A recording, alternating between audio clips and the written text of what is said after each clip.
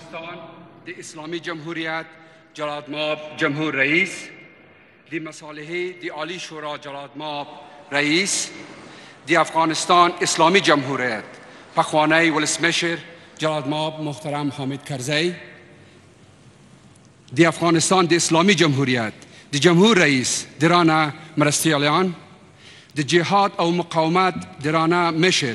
فضیلت مآب پروفیسور استاد عبدالرب رسول سیاف د افغانستان اسلامی جمهوریت د ولسی جرګې رئیس شاغلی رحمانی صاحب د افغانستان د اسلامی جمهوریت د مشران جرګې رئیس شاغلی مسلمیار صاحب د افغانستان د اسلامی جمهوریت د جمهور رئیس پخوانی مرستیالان د افغانستان درانه سیاسی او جهادی مشران د مصالح د عالی شورا قدرمنو استازو السلام علیکم و رحمت الله و برکاته. خداوند بزرگ را سپاسگزارم که امروز شاهد تدویر نخستین مجلس شورای عالی مصالح ملی می باشیم. رسیدن به جایگاه کنونی را به جلالمآب محترم رئیس صاحب جمهوری اسلامی افغانستان، جلالمآب محترم رئیس صاحب شورای عالی مصالح ملی و تمام بزرگانی که در این روند سهم داشته‌اند تبریک عرض می نمایم. جلالمآب محترم رئیس صاحب جمهوری اسلامی افغانستان، جلالمآب محترم رئیس صاحب شورای عالی مصالح ملی، ناگفته روشن است که اگر عزم قاطع و راسخ مقام عالی ریاست جمهوری، ریاست محترم عالی شورای مصالحه و حمایت بی‌دریغ رهبران سیاسی، تمام ارکان محترم نظام و پشتیبانی یک صدا و رسای ملت پر افتخار افغانستان از رسیدن به صلح پایدار و با عزت در کشور وجود نمی داشت، رسیدن به چنین جایگاهی دور از تصور بود. ملت بزرگ افغانستان توسط نمایندگان با صلاحیت خویش در لوی جرگه های مشورتی صلح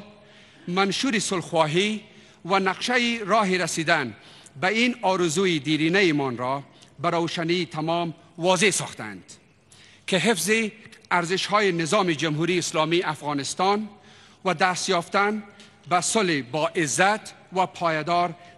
در سرخط آن قرار دارد. خوشبختانه نظام و دولت جمهوری اسلامی افغانستان و مثابه پاسداران و تمثیل کنندگان واقعی اراده ملت خویش با صلابت و جدیت تمام برای تحقق خواستهای برحق مردم گام به گام در این مسیر دشوار گذر اما امیدبخش در حرکت می باشد. تا جایی که به وزارت دولت در امور صلح ارتباط دارد، این وزارت در کنار حضور پررنگ و خستگی ناپذیر در تمام پروسه های مرتبط به مذاکرات و جریان آن توانسته است به گونه مستمر و دوامدار به عنوان پل ارتباط میان تیم مذاکراتی نظام جمهوری اسلامی افغانستان و مردم ما در تمام ولایات کشور عمل نماید. وزارت دولت در امور صلح از طریق تدویر کنفرانس های ویدیویی و تدویر مجالس حضوری مستقیم با اقشار مختلف جامعه در مرکز و ولایات کشور اعم است. علمای جدید، زنان، نهادهای جامعه مدنی، جوانان و نخبگان سیاسی، اجتماعی، علمی و فرهنگی نظریات تمام لایه‌ها و اقشار اجتماعی را دریافت و با تیم مذاکره کننده شریک نموده است. ما آمادگی کامل داریم تا قسمی که از آغاز پروسه تا اکنون تمام یافته‌های خویش را از نظریات مردم با رهبری محترم شورای عالی مصالح ملی شریک ساخته و در راستای تحقق اهداف والای این شورا عمل نموده ایم. در آینده نیز اقدامات لازم را برای عملی ساختن برنامه‌های شورای عالی مصالحه و کمیته محترم رهبری شورای عالی مصالح ملی روی دست بگیریم. حضار نهایت گرامی، اینک از جلالمآب محترم دکتر محمد اشرف غنی رئیس جمهوری اسلامی افغانستان خواهشمندم